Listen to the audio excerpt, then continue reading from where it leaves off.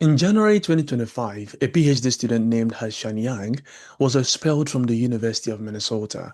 He lost his funding, his visa, and faced the possibility of being deported from the United States. His exact crime, according to the university, was using AI on an exam. His position is that he did not, and so he sued the university over this. The evidence that was used against him by the university was an AI detection tool. Can you believe that? An AI detection tool. Stay with me because this story is not what it looks like on the surface. And by the end of this video, you're going to understand exactly why AI detection in universities is one of the most broken systems in higher education right now, and what you need to do to protect yourself, especially if you're an international student studying in the Western world. Let me give you the full picture of what happened to Haishan Yang because the details really matter.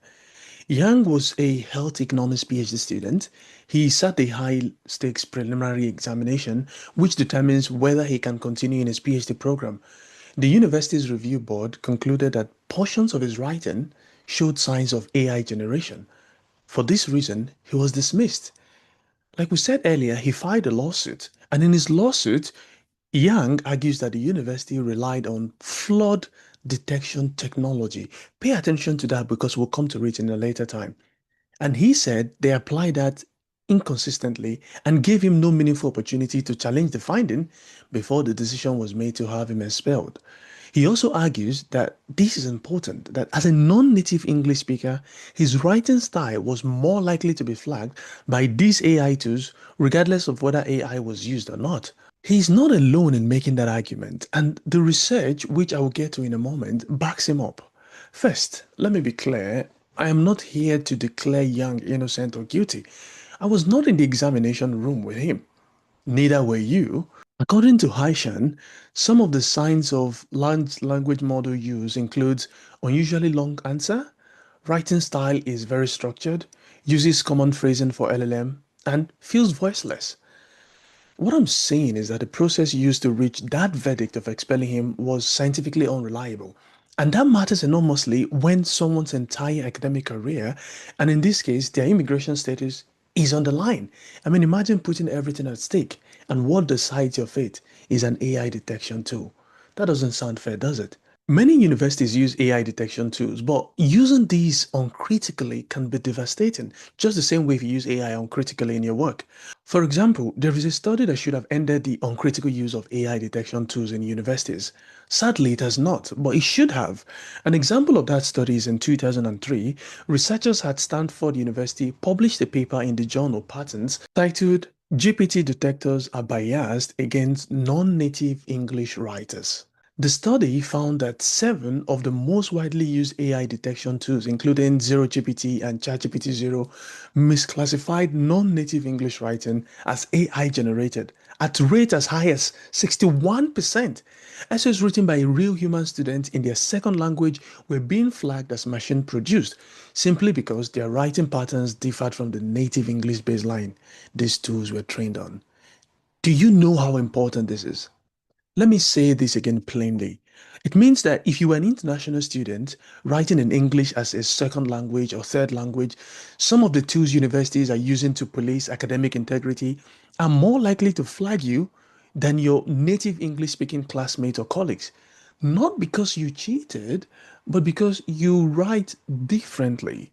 A follow-up paper by Jure, published in Serious Librarian in 2024, reviewed the broader literature on false positives in AI detection. It says this paper shows that false positives disproportionately affect non-native English speakers and scholars with distinctive writing style. It also identified several critical issues with current AI detection tools, including algorithm biases, vulnerabilities to manipulation, and a lack of understanding of context. The conclusion was that these tools are being used to make career-defining decisions about students, even though they have error rates that are neither disclosed, contextualized, nor held to any scientific standard we would accept in other high-stakes domain. Let me put this into perspective for you so you really understand the pain point. We wouldn't accept a medical text with a 61% false positive rate for a serious condition. We wouldn't allow forensic evidence with the level of unreliability in a court of law. But in universities right now, that level of inaccuracy, the level of inaccuracy that AI detectors are operating at are still being used to expel students. No peer review, no transparency, no accountability. Just a flagged assignment and a disciplinary hearing. Does that seem fair? But hold on a little moment. There is the other side of it. Because I am not arguing that AI misuse does not happen. Don't get me wrong. It absolutely does. And the scale is significant. In fact, watch these videos. We have this man here. Yeah. His name is what? The only thing I want to say that I want to thank. Wait. Yeah. My name is Ziad, and I want to thank ChatGPT for helping me doing all my assignments, my thesis, and everything. Thank you. In February 2026, Turnitin released data showing that 15% of all essay submission processed through their platform between October 2025 and February 2026 contained over 80% AI-generated content. 5 months!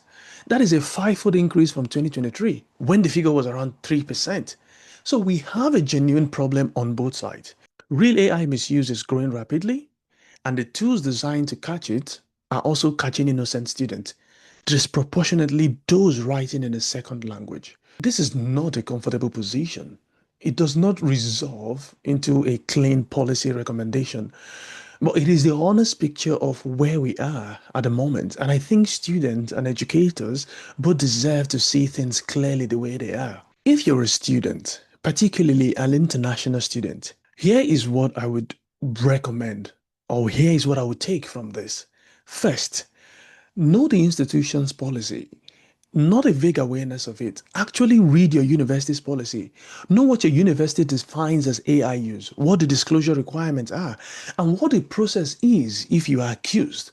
Many policies are still vague, and vagueness does not protect you when a detection tool flags your work. Second, keep your draft, every draft, timestamped with note if you are ever challenged on the authenticity of your writing. The ability to show your revision history, your thinking process, your sources. That is your strongest defense. Detection tools look at the final product, the one that you have submitted. Your draft, on the other hand, would show the process. Third, if you're writing in a second language and you decide to use AI in any capacity, even for grammar checking, understand that this can affect how your writing is perceived by an AI detection tool. This is not a reason to stop using any legitimate writing support.